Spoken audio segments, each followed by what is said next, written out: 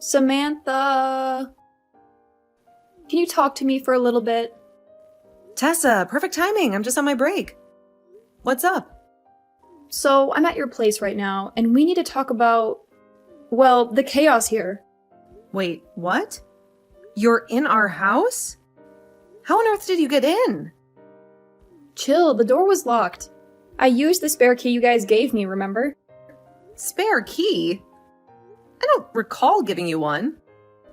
Remember when you jetted off on that getaway and needed someone to cat sit? Your hubby handed it over then.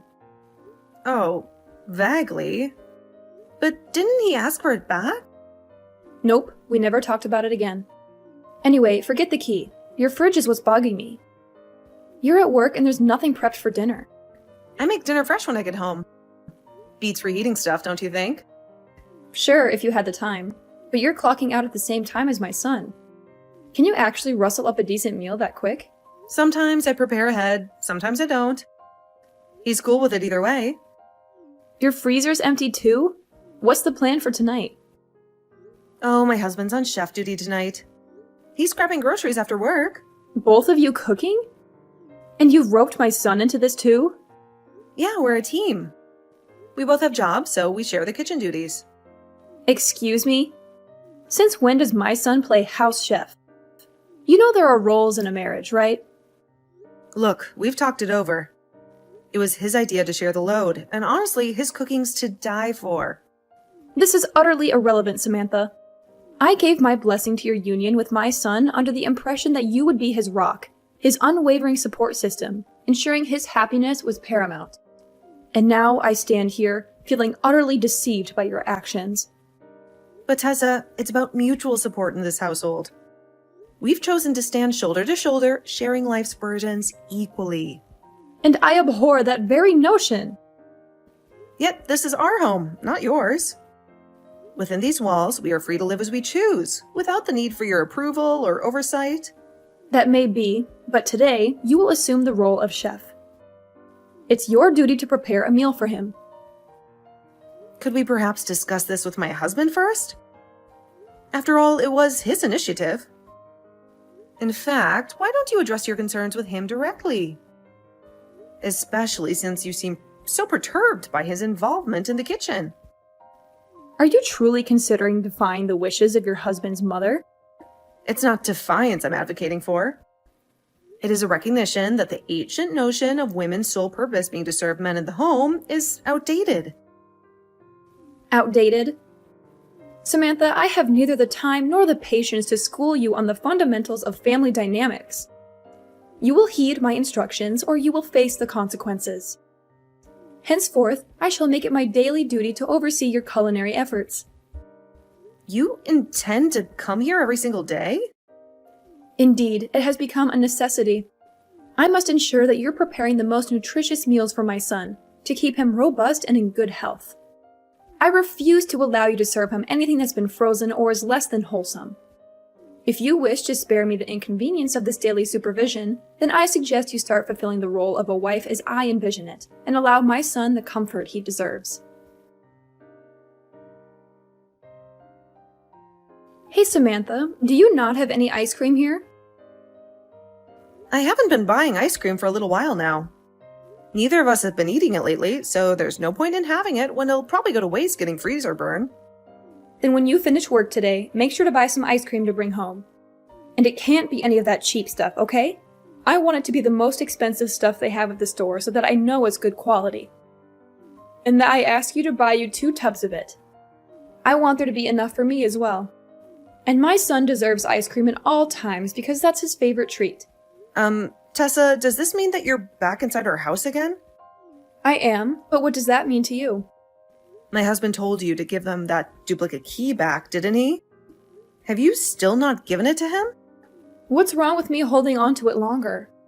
I'm your mother-in-law after all. And it was him that gave you this key in the first place back when you went on vacation.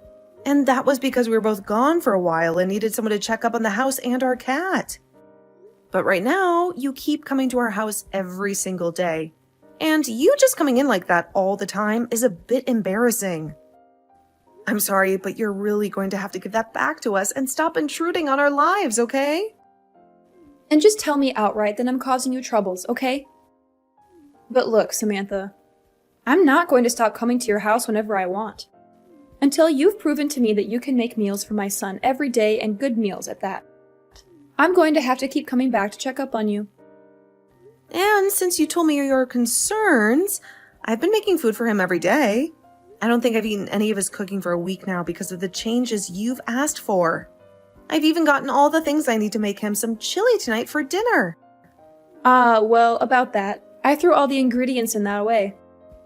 What? Samantha, are you really going to force my son to eat something as disgusting as chili? I took a sip of the soup you had already made for it, and it was gross. So gross, actually, that I had to get into your wine cabinet and take a swig from something in there. Is that right? I've been making it since yesterday, and when I tasted it, the flavor was perfectly fine. And now you've gone into the wine cabinet? Tessa, I'm not sure which bottle you took a drink out of, but those are not cheap. And I had to drink that wine only because you don't know a thing about cooking. I don't even like wine that much, so I had to spit a lot of it out after. Your flavor palette is worse than that of a baby's. Ugh, I wonder if all of this is because of how you were raised. You were only raised by your father, so you never learned the correct way to cook and how to know if it's good tasting or not. My dad always made me some of the best dishes in that house, and because of that, I have been able to learn a lot about cooking and how to do it right. I even took some classes in college for culinary arts so that I could be on par with my dad's cooking. Haha, you think that having learned about cooking from him will have made your palate any better. I think that your dad was just bad at cooking, and so your palate was skewed. Why are you saying things like that? What help does that do in our current situation?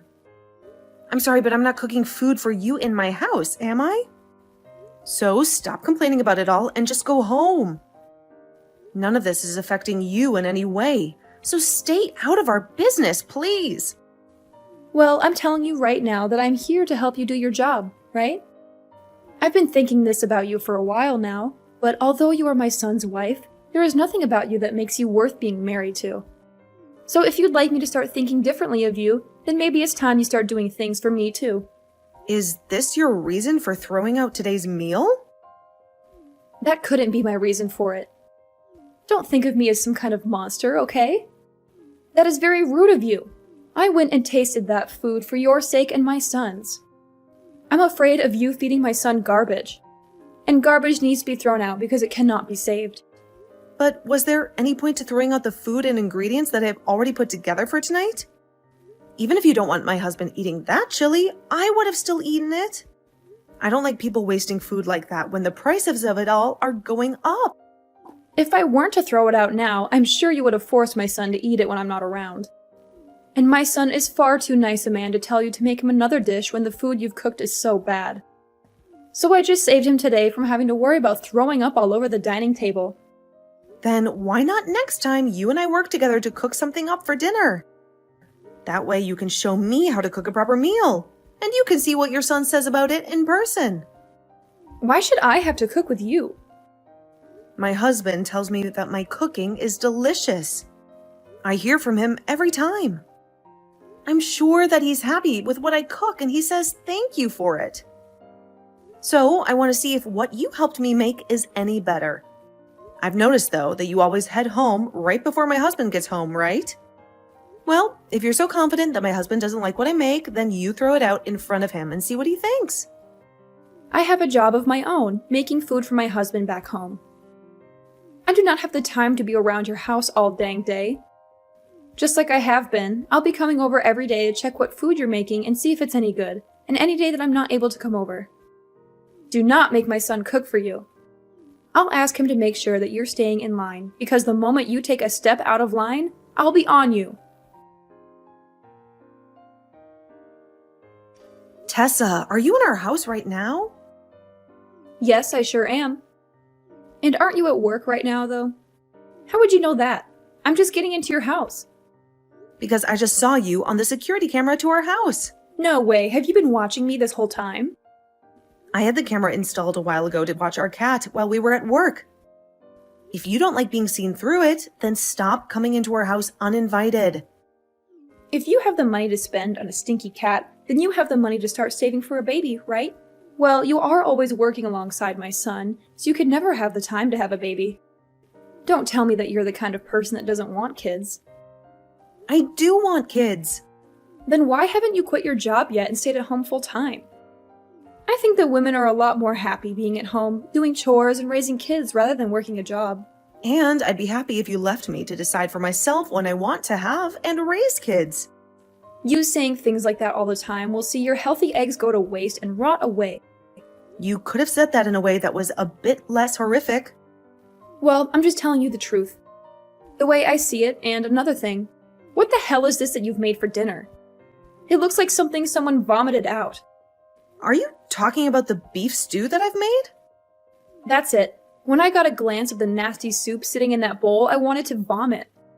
When are you going to be able to cook a decent meal for my son?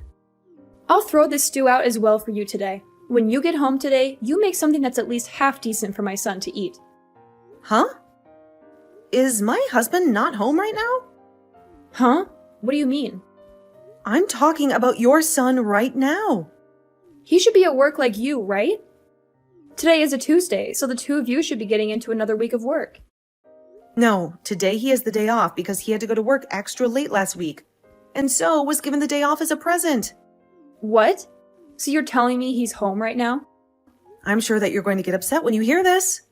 But today I was having my husband cook us our dinner, and my husband told me around lunch today that he had made beef stew for us to eat tonight. Stop making jokes about this. When I came into the house, the only thing here was your cat.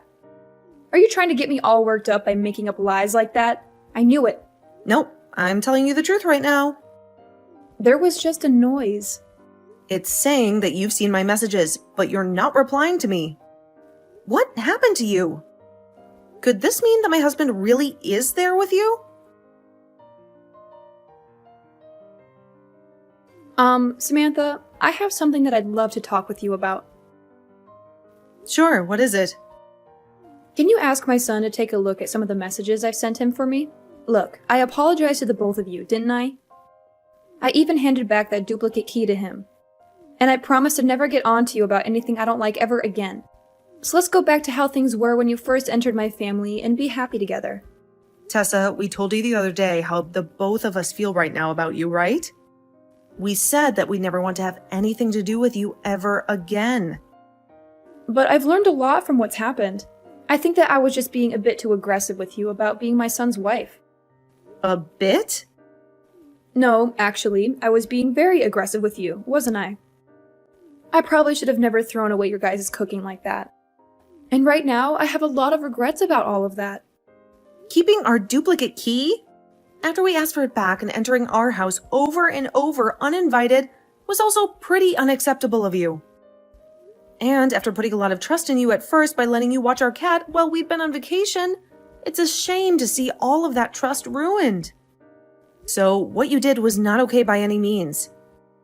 What's the worst to me, though, is that before handing the key back to us, you made another one of it. Well, I just thought that if anything happened at your guys' house, it would be good for me to be able to let myself in there. You entering the house without our permission is a huge problem. Hey, Samantha, I'm telling you that I really have learned from all of this and will never do any of that again.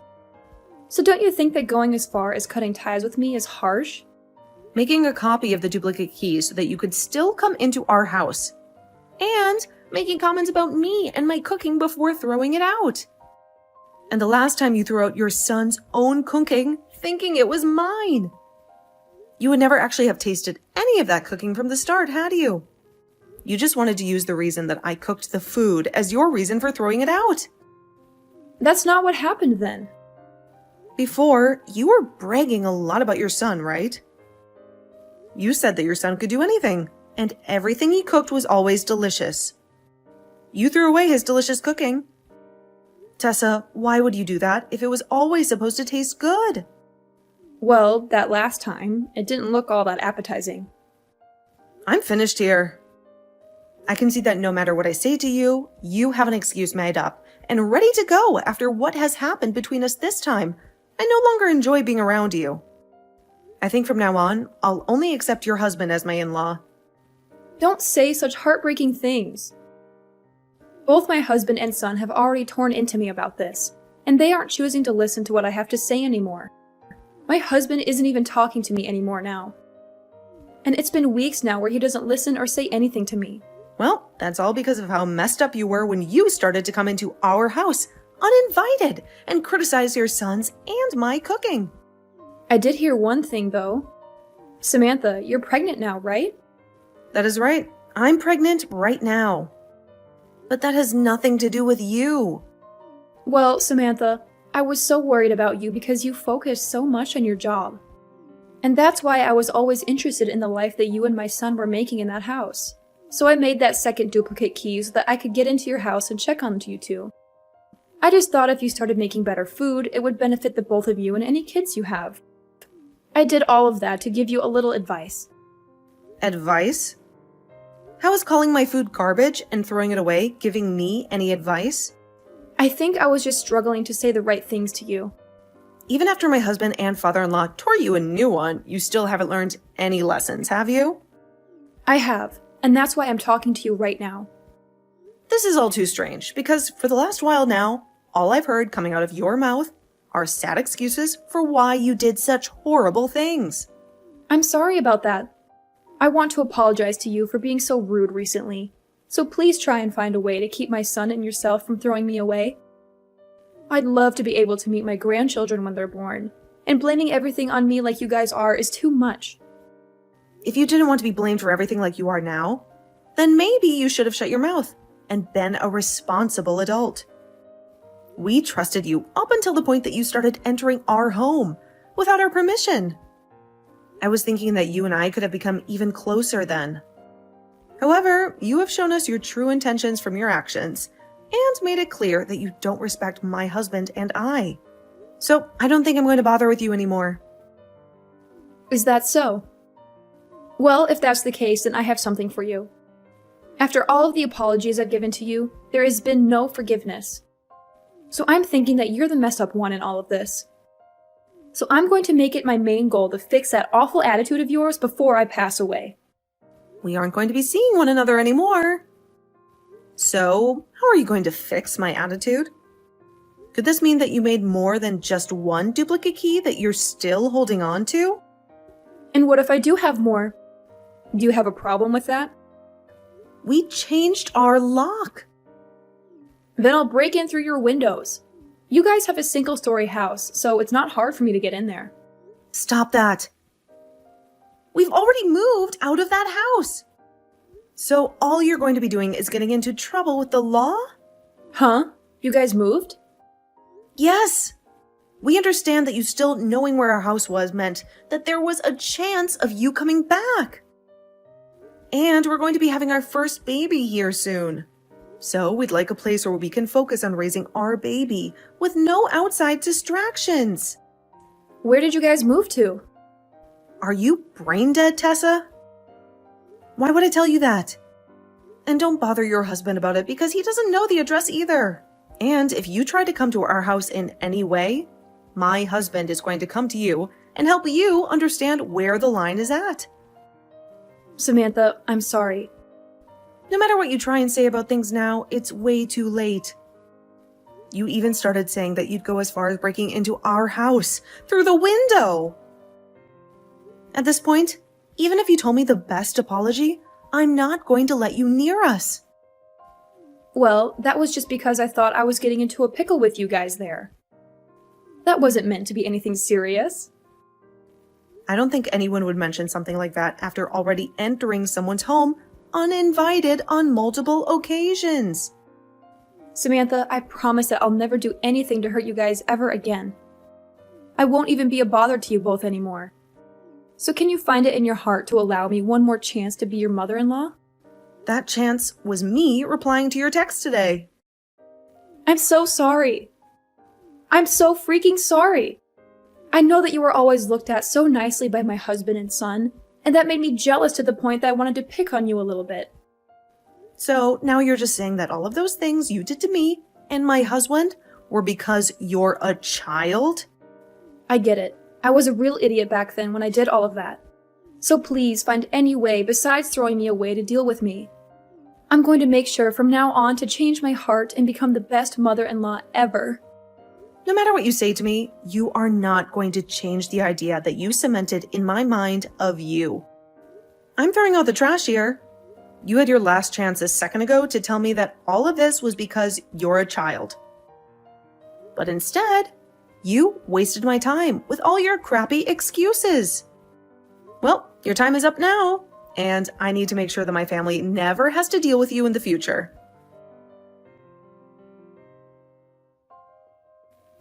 From that day on, silence was my only companion where Tessa's calls used to be.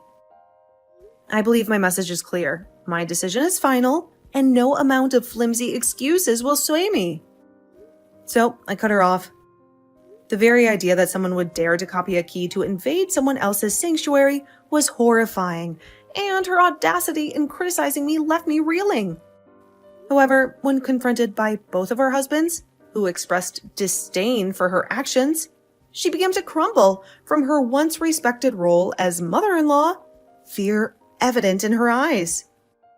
I had hoped for harmony, a bond I had never known, but now I had that burden lifted. She claimed to see a worthy wife in me, a reason to bless our union, but her eyes never reflected those words. If she had chosen honesty over deception, we could have avoided this abyss. Now, supported by my husband and his father, I hold fast to my resolve, assured that I need not cater to anyone's interests but my own. Tessa, now a shadow, moved in silence, her world reduced to chores and corners. Her husband, a distant person, did not listen to her pleas, did not comfort her to tears. At their age, perhaps it was merciful to let her be, although I was surprised that he remained after her betrayal. For now, she must live in silence, her family duties being her only solace.